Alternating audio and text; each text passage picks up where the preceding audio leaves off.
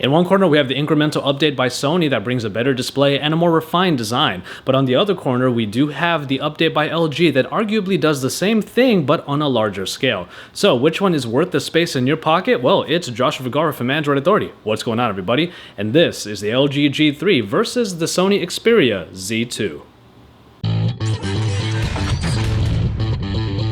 We actually look at some very different design philosophies between these two phones, but they are styles that are quintessentially LG and quintessentially Sony.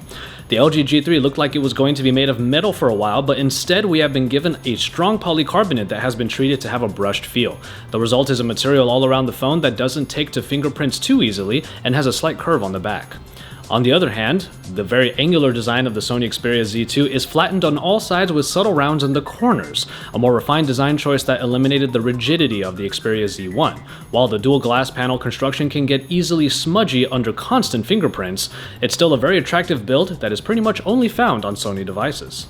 The button layouts really showed the distinct styles of both of these companies, with the silver power button, the big silver power button on the one side, along with the volume rockers and the dedicated power button on the Sony Xperia Z2, and then the signature back button design of the LG G3 that returns from the G2. Now, one thing I will say about the Sony design is that the dedicated camera button is just a lot of fun to use. But on the other hand, with the G3, the better construction of the buttons makes for a very meaty feel and is actually pretty enjoyable to use on their own also.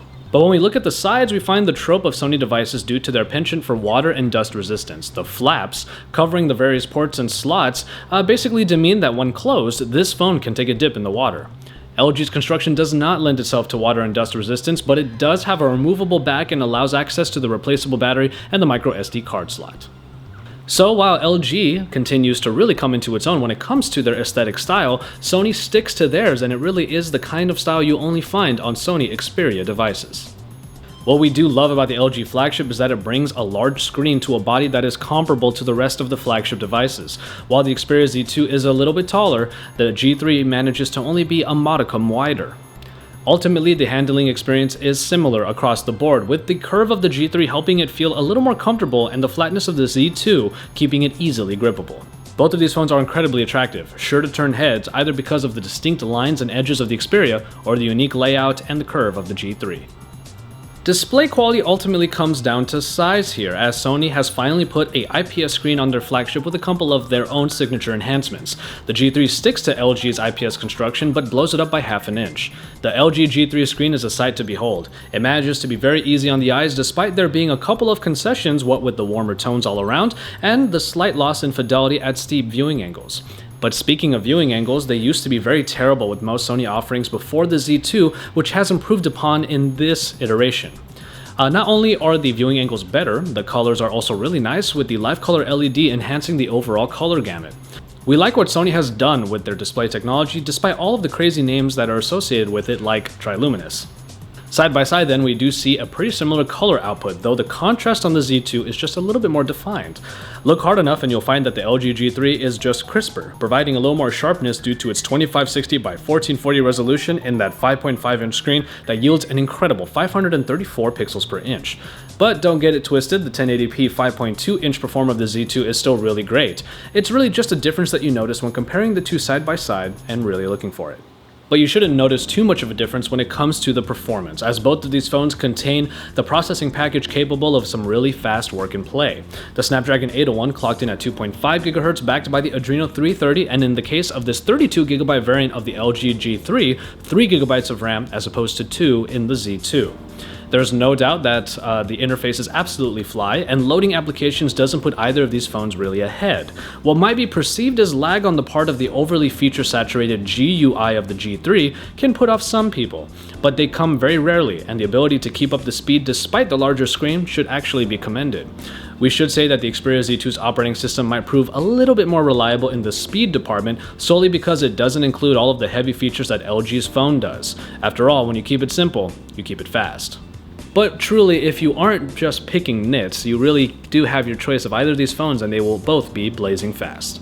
As the playing field continues to get evened out in this year's crop of flagships, so too do we start seeing some of the much needed features returning that we used to want last year. For example, the microSD card slots have made their return, and while in the Xperia Z2 it is found under one of the flaps, the LG G3's removable back cover allows you access to it. It also allows you access to a removable 3000 mAh battery, something that the Xperia Z2's larger 3200 mAh battery cannot boast. As far as connectivity goes, the slew of general tools will be available in either of these flagships. However, we do have to give LG a bit of a nod because it will be available on all major carriers as compared to the Xperia Z2, which we're expecting to only be available on T-Mobile in the States. When it comes to the sound quality, Sony's consolidation of its ecosystems puts the Z2 ahead once again, as it brings one of the most robust sound experiences available. Despite the loudness of the LG G3, the dual front-facing speaker construction just helps the Xperia Z2's case. But with the right pair of headphones that may or may not be included with your handset, built-in noise-canceling technology will greatly enhance your media consumption experience, not to mention the slew of audio tweaking tools built into the Z2. And finally, in battery, the larger battery of the Xperia Z2 certainly went the distance, blasting past the typical workday, especially when using power-saving features and those long-running standby times. The LG G3 is no slouch though, and gets a boost if you remember to bring a spare battery with you. It also gets a nod for being more or less on par with phones sporting smaller displays, especially when you have the power-saving features turned on. We might give the edge to the Xperia Z2 in terms of the battery life, but we will say that the LG G3 doesn't fall too far behind it. You could certainly argue that in the Xperia Z2 we have basically the same camera as last season and that the LG G3 has done more to move forward in this department, but actually we feel that might be oversimplifying the story. After all, the 20.7 megapixel camera of the Z2 was a good performer from last season and it continues to be in this phone. It is also backed by a slew of modes that could make your smartphone photography more fun. Picture quality is quite good too, with a high level of detail possible in both the high megapixel count or the default 8 megapixel photos, which have a high sampling rate due to those powerful optics. The only real bummer with the Xperia Z2 camera is that the 20.7 megapixel size is standalone. No modes or enhancements can be put upon it, which are all reserved for the much lower 8 megapixel size.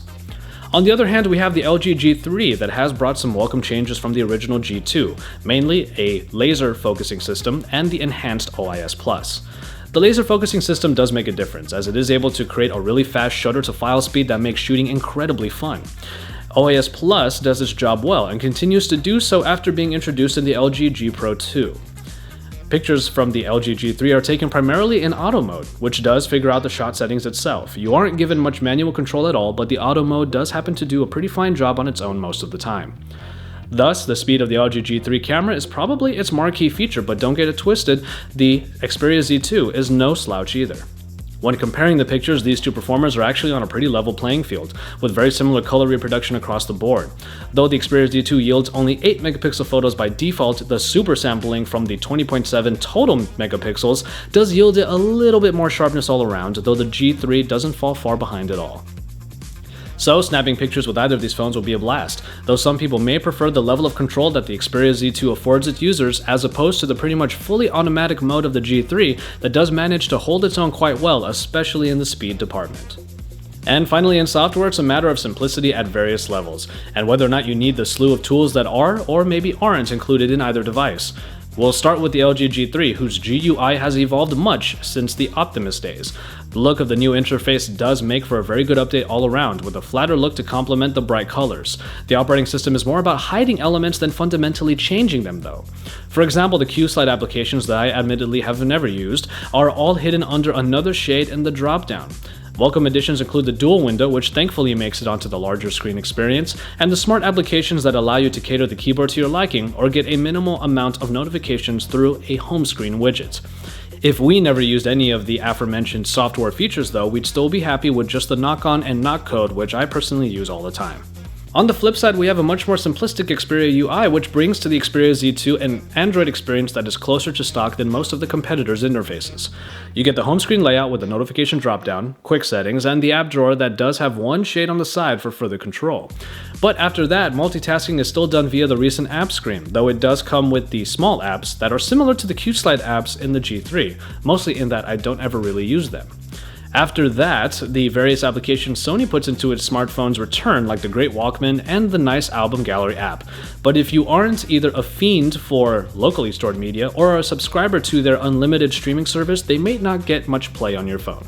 We do like where LG is going in terms of the G3's new operating system with its new look and some of the enhanced features. But if you do like going for a more stock-like experience, you're probably going to want the Xperia Z2 because it feels most like it. There are holes in either one of these phones in terms of their functionality and usefulness in the software, but the G3 might take that crown because there's just so much in this phone that you may or may not end up using. The Sony Xperia Z2 is still not fully available in the States, though we do expect it to land on T-Mobile in the near future. The LG G3 will be more widely available on carriers, but in the end, both of these phones will come in at the high price points either for contracts or unlocked, around $700. And so, there you have it, the LG G3 and the Sony Xperia Z2. It's possible to go on and on about the high-resolution, larger screen of the LG G3, but luckily there is plenty new to talk about underneath that surface. We can't necessarily say the same about the Xperia Z2, which is the first of Sony's incremental half-year releases. Luckily still, we have a good refinement of what already made the Xperia line great, both in terms of design and hardware, especially in sound. LG has continued to evolve, and in the G3 we get one of the first 2K screens done pretty well, and we believe we can only improve from here. It tries to offer the most out of any phone right now and manages to do a pretty good job of it, making it a giant in the flagship game today. But the Xperia Z2 is an experience that is quintessentially Sony, and where Sony has come to its own already, LG is looking to go. If you want the best that either of these companies can offer, you don't have to look any further than these two phones right here. What is up to you is if the high-resolution screen trumps high-resolution camera optics, if a replaceable battery trumps IP certification, or if Sony's ecosystem is already robust for you over LG's growing presence. So as always, thank you guys very much for watching, and I hope you enjoyed this comparison of the LG G3 and the Sony Xperia Z2. Keep it tuned to Android Authority as we have continuing coverage of the LG G3 and more comparisons between it and the other flagships in the game. So stay tuned for that. Check out all of my Google I/O coverage that happened just this past week, and have some fun with all of the videos that I was able to put out. And after that, you can check out the content from my colleagues in Android, Joe, Jace, Kevin the Tech Ninja, and Lon. So keep it tuned here, drop us some likes on our videos, and subscribe if you haven't already. When you're done with all that, head on over to AndroidAuthority.com because we are your source for all things Android.